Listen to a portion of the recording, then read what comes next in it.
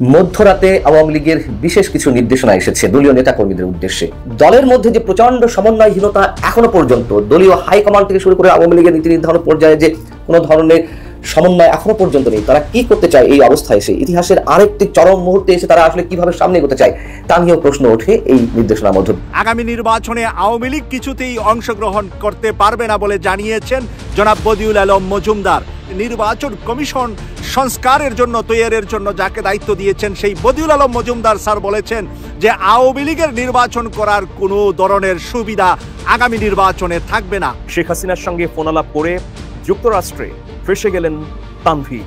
যাই হোক, অনুসন্ধান করে দেখা যাচ্ছে যে তানভীর কায়সার তিনি এই ফোনালাপ ফাঁস হয়ে যাবার সঙ্গে সঙ্গে তার সামাজিক যোগাযোগ মাধ্যম ফেসবুকটি লক করে দিয়েছেন। গোলাম মাওলা রনি তো নানান আলোচনা আছে, সমালোচনা আছে, কিন্তু দিন শেষে গোলাম মাওলা রনি যে বাটে পড়ছেন, তবে এই ধরনের বাটে পড়াটা আমরা সমর্থন করি না। কারণ এরকম বাটে টুকটাক প্রত্যেকটা সাংবাদিককেই আসলে বিভিন্ন এক ব্যক্তি সাবেক সংসদ সদস্য গোলাম মাওলা রনিকে পরাজিত প্রধানমন্ত্রী শেখ হাসিনা যে পদত্যাগ করেছেন, কার কাছে পদত্যাগ করেছেন, এই পদত্যাগ পত্রটা আমরা এখনো কেন দেখতে পাচ্ছি না? এবং সেনাপ্রধান সহ আমরা সবাইকে বলেছি অনতি বিলম্বে এই পদত্যাগ পত্রটি জাতির সামনে উন্মোচন করতে হবে, জাতির সামনে প্রকাশ করতে হবে। আজকে শেখ হাসিনা বলছে যে তার পদত্যাগ পত্র দেখাও। বিপ্লবের আবার পদত্যাগ পত্র লাগে নাকি? লাঠির কোনো ভাষা আছে? আমরা যে লাঠি তুলে নিয়েছিলাম দেশের মালিকানা বুঝে নেওয়ার জন্য, এটা আর কোনো ভাষা প্রয়োজন হয়? ক্যাপশন প্রয়োজন আছে? যেরকম ক্যাপশন প্রয়োজন নাই, শেখ হাসিনারও পদত্যাগ পত্রের প্রয়োজন নাই। আসসালামু আলাইকুম দর্শক, গুরুত্বপূর্ণ একটি নিউজে আপনাদের সকলকে স্বাগত। দর্শক, আমি আশা করছি আপনারা ভিডিও শুরুটা দেখেই বুঝতে পেরেছেন আজকের নিউজটা ঠিক কতটা গুরুত্বপূর্ণ হতে চলেছে এবং কোন দিকটাকে ইঙ্গিত করছে। তাই বলবো দর্শক, যারা ভিডিওটি অন করেছেন তারা অবশ্যই নিউজটি না টেনে সম্পূর্ণ মনোযোগ সহকারে দেখবেন, তাহলেই মূল রহস্যগুলো বা আসল ঘটনাগুলো জানতে পারবেন। তো প্রিয় দর্শক, আমি আর বেশি কথা বাড়াবো না। আমি ভিডিও শুরুতে আপনাদের যে ভিডিওগুলোর অংশবিশেষ দেখিয়ে শুরু করেছিলাম সেই ভিডিওগুলোর বিস্তারিত আলোচনা দেখাবো। তবে তার আগে বলে, যারা এখনো চ্যানেলটি সাবস্ক্রাইব করেননি সকলে চ্যানেলটি সাবস্ক্রাইব করে পাশে থাকা বেল আইকনটি বাজিয়ে দিবেন। আর যারা ইতিমধ্যেই সাবস্ক্রাইব করে রেখেছেন তাদের সকলকে অসংখ্য ধন্যবাদ। তো চলুন একটি লাইক দিয়ে আমরা ধারাবাহিকভাবে সবগুলো ভিডিওর বিস্তারিত আলোচনা দেখে আসি। গোলাম মাওলা রনি সোশ্যাল মিডিয়া প্ল্যাটফর্মে যে কয়েকজন মানুষ খুবই সুন্দর গোছালো গঠনমূলক বক্তব্য দেন, তাদের মধ্যে গোলাম মাওলা রনি অন্তত আমার মনে হয় সারা বাংলাদেশের মানুষের কাছে পরিচিত। প্লাস বিভিন্ন সময় তিনি কখনো আওয়ামী লীগের মানুষ হয়ে যান, কখনো বিএনপির, কখনো জামাতের, ডিপেন্ড করে আসলে কখন তিনি কোন বিষয় নিয়ে কথা বলেন। তো নানান আলোচনাও আছে, সমালোচনা আছে, কিন্তু দিন শেষে গোলাম মাওলা রনি যে বাটে পড়ছেন তিনি এটা নিয়ে দীর্ঘ এক স্টেটাস দিয়েছেন। তবে এই ধরনের বাটে পড়াটা আমরা সমর্থন করি না। কারণ এরকম বাটে টুকটাক প্রত্যেকটা সাংবাদিককেই আসলে বিভিন্ন সময় যারা ক্ষমতায় থাকে, চেয়ারে থাকে, কন্ট্রোল করার চেষ্টা করে। তো আজকে গোলাম মাওলা রনি তিনি যে বাটে পড়ছেন, তাও এটা আমাদের খুবই একটা প্রসিদ্ধ বাহিনী, গর্বের বাহিনী, সেনাবাহিনীর একটা কর্মকর্তার মাধ্যমে তিনি এই ধরনের একটা হুমকির মধ্যে পড়েছেন। আর বিষয়টা তিনি সরাসরি তার ফেসবুক আইডিতে উপস্থাপন করেছেন। বাংলাদেশ সেনাবাহিনীর কর্মকর্তা পরিচয় করে, মানে পরিচয় দিয়ে এক ব্যক্তি তাকে ফোন করেছে। গোলাম মাওলা রনি তার ফেসবুক পোস্টে লিখেছেন, সেনাবাহিনীর কর্মকর্তা পরিচয়ে 01858846051 এই নম্বর থেকে তার কাছে ফোন করা হয়। আর গেল কয়েকদিন যাবৎ একজন ব্যক্তি তার ব্যক্তিগত সচিবকে নানান হুমকি ধামকি দিয়ে যাচ্ছে। গতকালকে বেলা 11:36 এই নাম্বার থেকে এক ব্যক্তি আমার মোবাইলে ফোন করে সরাসরি। তো আমি ফোন করার পর তিনি পরিচয় দেন যে তিনি সেনা সদর দপ্তরের কর্মকর্তা। তারপর নির্দেশ দেন তার এক আত্মীয়ের সঙ্গে একটি বিষয় রফা দফা করার জন্য, মানে ওই সেনা কর্মকর্তার কোনো এক আত্মীয়ের সাথে রনির কোনো একটা ঝামেলা আছে, সেই বিষয়টাকে যেন তিনি শেষ করে ফেলেন। তো রনি বলছেন যে আমি ব্যবসা করি সেই 1991 সাল থেকে, কোনোদিন সেনাবাহিনী, কোনো গোয়েন্দা সংস্থা, পুলিশ কিংবা সরকারি কোনো দপ্তর থেকে ইতিপূর্বে ফোন কিংবা তদবির বা হুমকি ধামকি আমি পাই নাই। আজ নতুন বাংলাদেশে নোবেল বিজয়ী ডক্টর ইউনূসের সরকার এবং সেনাপ্রধান জেনারেল ওয়াকারের ক্ষমতার মিলিত স্রোতে আমি একই বিপদে পড়ে গেলাম, আমার এখন কি করা উচিত? তবে এখানে আমার মনে হয় রনি ভাই তিনি আমাদের থেকে যথেষ্ট বিচক্ষণ, প্রাজ্ঞ, অভিজ্ঞ ব্যক্তি। নাম্বারটা আসলে যেই নাম্বারটা ফোন করছে, এটা নাম্বারটার ইতিহাস বের করা খুবই সোজা, তিনার সেই ক্ষমতাও আছে যে এই নাম্বারটা আসলে কার নামে ব্যবহৃত। আবার যেই ব্যক্তি ফোন করে তিনি ঊর্ধ্বতন সেনা কর্মকর্তা পরিচয় দিছে, তিনি কি আদৌ কোনো সেনা কর্মকর্তা নাকি না? যেহেতু রনি ভাইয়ের লেভেলটা অনেক বড়, বাংলাদেশ আর্মিতেও তার ভালোই চলাফেরা আছে, তো সেই ক্ষেত্রে এই বিষয়টা বের করা জাস্ট ওয়ান টুর ইস্যু যে যেই নাম্বারটা ফোন দিছে এই নাম্বারটা কার, আর যেই ব্যক্তির পরিচয় দিছে সেই ব্যক্তি নামক কোনো ব্যক্তি আদৌ কি আমাদের বাংলাদেশ সেনাবাহিনীতে আপনার অ্যাসিস্ট করে কিনা, আছে কিনা। যদি থাকে তাহলে তার সাথে যে কোনো একটা চ্যানেলে কথাবার্তা বলা, এমনকি মেক শিওর হওয়া যে এই ব্যক্তি সেই ব্যক্তি কিনা। যদি হয়ে থাকে তাহলে বিষয়টা নিশ্চয়ই তিনি সমাধান করার রাস্তা খুঁজে পাবেন। আর যদি বিষয়টা ফ্রডও হতে পারে, কারণ এখন বিভিন্ন জায়গায় কখনো কখনো বৈষম্য বিরোধী সমন্বয়ক পরিচয় দিয়া, পুলিশের ঊর্ধ্বতন কর্মকর্তার পরিচয় দিয়া, সেনাবাহিনীর পরিচয় দিয়া নানানভাবে কিন্তু অনেক জায়গায় নানান ধরনের অপকর্ম হচ্ছে, আর আমাদের অনেক ব্যক্তি বা প্রতিষ্ঠানকে বদনাম করারও একটা চেষ্টা চলছে। সো এই ক্ষেত্রে এটা বের করা আমার কাছে মনে হয় খুবই কঠিন কোনো কিছু না। রনি ভাই তো আর কোনো সাধারণ মানুষ না, তিনি প্রত্যেক দলের সাথে একটা ভালো সম্পর্ক আছে বা প্রশাসনেও তার বেচের অথবা সাব বেচের অনেক মানুষ আছেন, তিনি চাইলে হয়তো মুহূর্তের মধ্যে বিষয়টা বের করতে পারতেন, কিন্তু ফেসবুক স্ট্যাটাস দেওয়ার বিষয়টা আমি নিজেও ক্লিয়ার না। হয়তোবা তিনি জানাই রাখলেন সারা দেশের মানুষকে যে কোনো একটা অশনি সংকেত তিনি ফিল করছেন।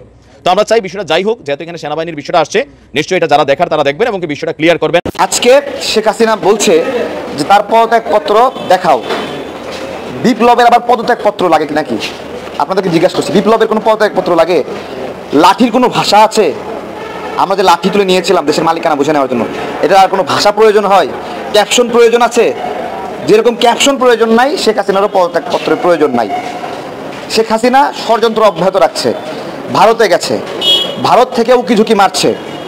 আমরা এমন একটা প্ল্যান আনছি যে ভারত শেখ হাসিনার তৈরি করা ফাঁদে বাংলাদেশকে তাকে ফেরত দেবে। শেখ হাসিনা একটা আইন করছে না, তার বাবার খুনিদেরকে ফেরত পাওয়ার জন্য বন্দি বিনিময় আইন ভারতের সঙ্গে করছে। শেখ হাসিনা সেই বন্দি বিনিময় আইনে ধরা খাবে এখন। যদি ভারত সেই বন্দি বিনিময় আইনে সহযোগিতা না করে, তাহলে সহযোগিতা করলে তো ভালো, আর ভারত সহযোগিতা না করলে আরও ভালো। কেন আরও ভালো? আপনারা জানেন ভারতের এই 7 রাজ্য, 7 সিস্টার বলা হয়, এইখানের লোকেরা স্বাধীনতার জন্য উন্মুখ হয়ে আছে। এরা দীর্ঘদিন থেকে বৈষম্যের শিকার, তাই এরা স্বাধীনতা চায়। এরা আলাদা আলাদা সরকার পর্যন্ত ঘোষণা করছে বিভিন্ন সময়। তো এদেরকে যদি বাংলাদেশ অসহযোগিতা না করে, ডিস্টার্ব না করে, এদেরকেও যদি বাংলাদেশে আশ্রয় নেয়, তাদেরকে যদি বাংলাদেশ ভারতের কাছে ফেরত না দেয়, তাহলে কিন্তু ভারত বড় একটা বেকারায় পড়ে যাবে। কেন ঘৃণা করত যে বাংলাদেশের নাগরিকরা শেখ মুজিবকে মেরেছে? যদি বলেন বাংলাদেশের নাগরিকরাই মারছে, আমি বললাম হ্যাঁ, একটা বাকশালীকে বাংলাদেশের নাগরিকরাই মারছে। এবং যে মেজর ডালিমকে আপনার হলো মীর জাফর বলছে, সেই মেজর ডালিমকে এখন মানুষ সূর্য সন্তান বলছে। এগুলো কেন বলছে আজকে? এই যে আখাউড়াতে একটা রাস্তা বানাচ্ছে ইন্ডিয়ার প্রয়োজনে, মংলা পোর্ট থেকে আখাউড়া দিয়ে মালামাল নিয়ে যাবে ইন্ডিয়ায়। সেই রোডটা বানাতে ভারতের বিনিয়োগ নিয়েছে অর্ধেক টাকা, 5,000 কোটি টাকার অর্ধেক, প্রায় 2,000 কোটি টাকার মতো, 12,000 কোটি টাকা ইন্ডিয়া দিছে, অর্ধেক টাকা দিছে। কিন্তু এই রোড করার জন্য যত লোকবল লাগবে, ইঞ্জিনিয়ার লাগবে, ম্যাটেরিয়াল লাগবে, সব ইন্ডিয়া থেকে নিছে। তাহলে শেখ হাসিনার জন্ম নিয়ে প্রশ্ন করার অধিকার আমাদের আসেনি? যে তার জন্মের সমস্যা আছে, তাই তো সকল ইন্ডিয়ানকে নিয়ে এসে এইখানে কাজ দিছে। জন্মের সমস্যা থাকা ছাড়া তো এরকম করতো না। এই মহিলাটা পুরোটাই বাংলাদেশ বিরোধী, বাংলাদেশ নাগরিক বিরোধী একটা মহিলা। আপনারা যে খোঁজেন না 26 লাখ নাগরিক কোথায়? 26 লাখ নাগরিক কোথায়? এই যে আখাউড়াতে বড় রাস্তা করছে, সেখানে হাজার হাজার লোককে নিয়ে আসছে, লক্ষ লোককে নিয়ে আসছে কাজ করার জন্য, সবগুলো ইন্ডিয়ান। যার ফলে হাসিনা পালানোর সঙ্গে সঙ্গে তারাও পালাইছে, রাস্তার কাজও বন্ধ আছে। এই প্রশ্নগুলো আজকে সমন্বিতভাবে করছি। আজকে দেখেন শেখ হাসিনা বাংলাদেশে কেন আসবে না? শেখ হাসিনা যখন পালাইছে, শেখ হাসিনার সহযোগীরাও কিন্তু পালাইছে। যেই সহযোগীরা এত ভীতু, যে দলের নেতাকর্মীরা এত ভীতু, তারা এসে আবার দেশ দখল করবে, এইটা অসম্ভব। আগামী নির্বাচনে আওয়ামী লীগ কিছুতেই অংশগ্রহণ করতে পারবে না বলে জানিয়েছেন জনাব বদিউল আলম মজুমদার। আমরা গত কয়েকদিন আগে যে ডক্টর মোহাম্মদ ইউনূস স্যার যে 6 জনকে 6টা কমিশনের দায়িত্ব দিয়েছেন, এর মধ্যে নির্বাচন কমিশন সংস্কারের জন্য তৈরির জন্য যাকে দায়িত্ব দিয়েছেন, সেই বদিউল আলম মজুমদার স্যার বলেছেন যে আওয়ামী লীগের নির্বাচন করার কোনো ধরনের সুবিধা আগামী নির্বাচনে থাকবে না। বরঞ্চ 14, 18, 24 সালের এই 3টা নির্বাচন, এই দামি নির্বাচন আয়োজন করেছে যারা, এই নির্বাচনের সাথে জড়িত 10 লক্ষ মানুষ ছিল, ওই 10 লক্ষ মানুষকে বিচারের আওতায় আনা হবে। 10 লক্ষ মানুষ ওই নির্বাচন 3টাতে অংশগ্রহণ করেছিলেন এবং ওই 10 লক্ষ মানুষকেই দোষী সাব্যস্ত করে আইনের কাঠগড়ায় দাঁড় করানোর কথা আজকে তিনি বলেছেন। তাই এতদিন পর্যন্ত আমরা যারা কথা বলছিলাম যে আওয়ামী লীগ হয়তো সংগঠিত হয়ে ঐক্যবদ্ধ হয়ে আগামী নির্বাচনে অংশগ্রহণ করে তারা আবার সরকার গঠন করবে অথবা বিরোধী দলে চলে আসবে অথবা সংখ্যায় একটা ভালো আসন পেয়ে সংসদে থাকবে, এর সকল কিছু জল্পনা কল্পনাকে আজকে উড়িয়ে দিয়েছেন তিনি। এই কথার সাথে 10 লক্ষ মানুষ যদি বিচারের আওতায় আনা হয়, তাহলে জিএম কাদেরের জাতীয় পার্টি বা রৌশন এরশাদেরও আর শাড়ি পেটিকোট থাকবে না, তারাও আইনের কাঠগড়ায় দাঁড়াতে হবে। আর জেনারেল এরশাদ মরে গিয়ে বেঁচে গিয়েছে, নতুবা যারা এই 3 নির্বাচনকে কাঠিলারে নাড়াচাড়া করে উলট পালটভাবে নির্বাচন করে হাইব্রিড দিয়ে সংসদ চালিয়েছে, হাইব্রিড দিয়ে বিরোধী দল চালিয়েছে, তারা সবাইকে আইনের কাঠগড়ায় আনার কথা আজকে বদিউল আলম মজুমদার স্যার বলেছেন। প্রিয় দর্শক, সেইখান থেকে আমরা বলতে চাই আগামী নির্বাচন বাংলাদেশে দুইটি সুন্দর প্যানেল হবে। একটি প্যানেল হবে জাতীয়তাবাদী দল বিএনপির পক্ষে যারা বিভিন্ন সময় বিভিন্ন জায়গায় ছিলেন তারা, আরেকটি দল বাংলাদেশে হতে যাচ্ছে যে বাংলাদেশ জামাত ইসলামের নেতৃত্বে হেফাজতে ইসলাম এবং ইসলামী শাসনতন্ত্র আন্দোলন সহ ইসলামিক দলগুলা ঐক্যবদ্ধ হচ্ছে। তাই এই দুইটা প্ল্যাটফর্মই বাংলাদেশে থাকুক এবং থাকবে বলে আমরা বিশ্বাস করি।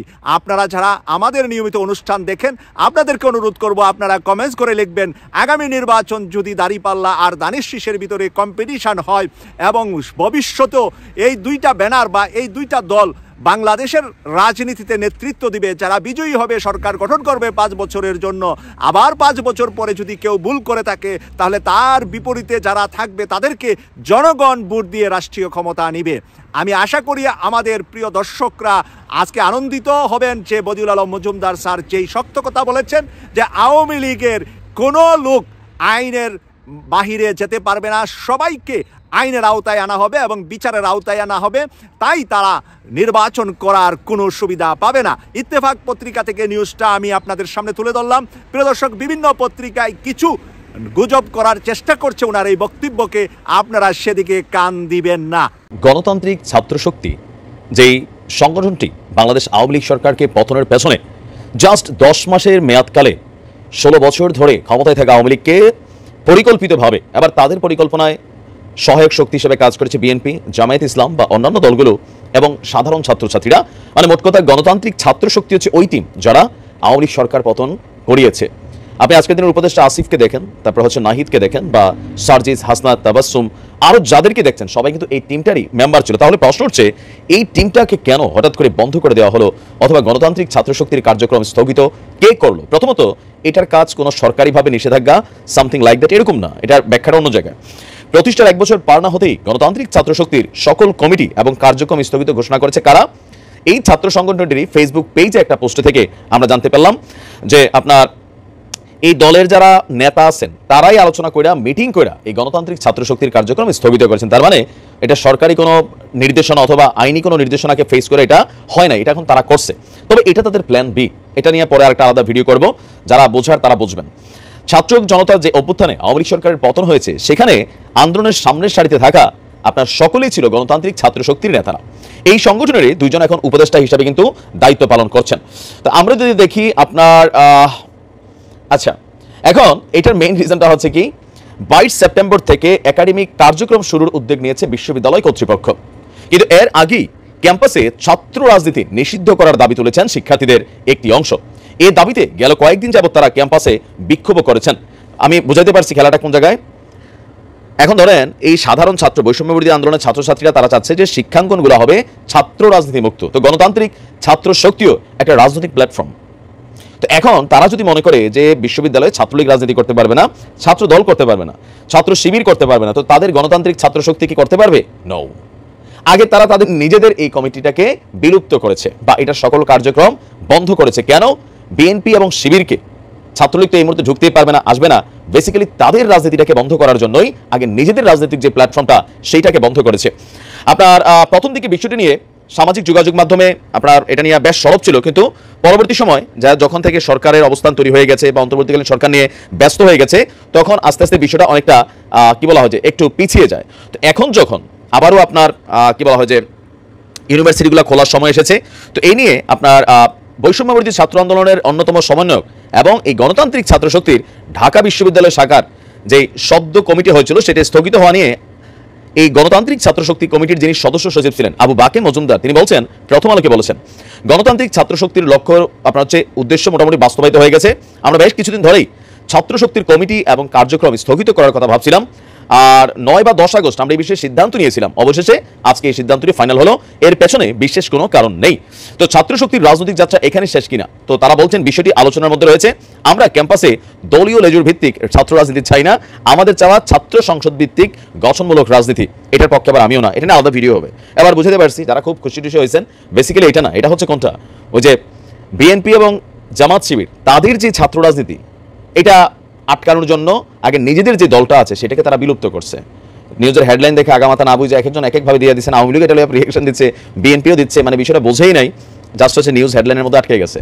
তাহলে বুঝতে পারছেন যারা তীর মারে কই আর আপনি দেখতেছেন কোথায় এই পোলাপানের সাথে রাজনীতি করা আমাদের রাজনৈতিক দলগুলোর জন্য অনেক কঠিন হয়ে উঠবে। দর্শক, আমি আশা করছি আপনারা সকলে অত্যন্ত মনোযোগ সহকারে সবগুলো ভিডিওই দেখেছেন।